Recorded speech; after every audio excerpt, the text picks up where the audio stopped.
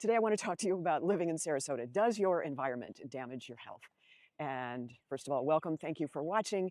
I am really just focusing on Sarasota's environment. I have been a resident or a tourist here most of my life, and I love it here, but not everybody does. And I want to talk about some of the questions that I think you should be asking yourself about your environment and where you live and what is it like here. First of all, how does the climate affect my health? The benefits are year-round activities outside, of course. You get vitamin D from the sun.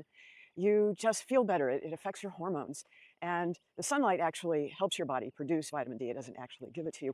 But so what are the risks? Yes, obviously the heat, especially in the summer. But here it is after 10 o'clock on a June morning, and I feel like I could go out for a run. Not that big of a deal. The humidity actually is highest in the morning, and it goes away.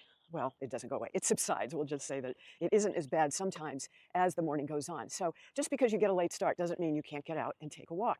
And I would say almost everybody in neighborhoods like this do go for a walk, whether it's with their dog or by themselves, it's all good.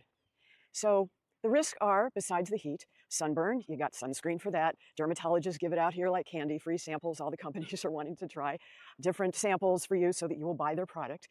And then skin cancer. You want to obviously stay in the shade as much as possible. Wear the sun protection shirts. They sell them all over, different ratings all the way up to 70, I think. They're just, there's really no reason why you can't be out in the sun. Wear a hat. They sell the big broad-brimmed hats that keep you in the shade wherever you go. Now, I will say heat exhaustion, heat stroke are a thing. I saw it when I was an assistant coach at Manatee High School up in Bradenton one year. A little senior was coming in at the finish line and she just collapsed after doing a 5K in a shaded park, and she just didn't have, she just wasn't hydrated enough, and they had to call EMS, and it was really horrible to watch her body just go into this big muscle contraction, which is what happens when you have a heat stroke. She ended up being okay, but she sure scared a lot of us.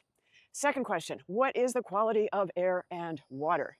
There are common pollutants, so you can get a filter for your fridge or buy bottled water in a glass, preferably, at the various stores. As far as air quality goes, there are air purifiers you can buy online or at hardware stores.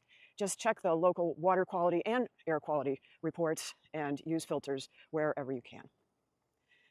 Number 3, how can I balance an active lifestyle with health precautions?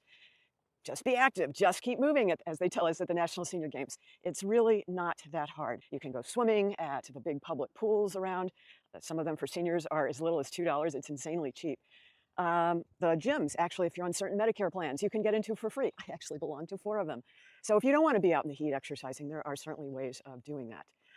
The risks are that you do too much. And as I always tell people, you get here and you want to do all this stuff because there's so much to do, but don't get a case of the terrible twos. Take it slow and try and avoid accidents where possible, because accidents will bring you down. It's the stupidest stuff that gets you. Sometimes I tripped over a fire hose I didn't see at a swim meet once.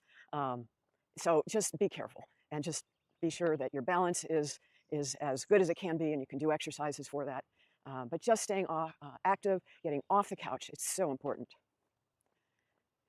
So my best tips for that are use proper equipment and connect with local resources. Even hire a personal trainer if you want to do that.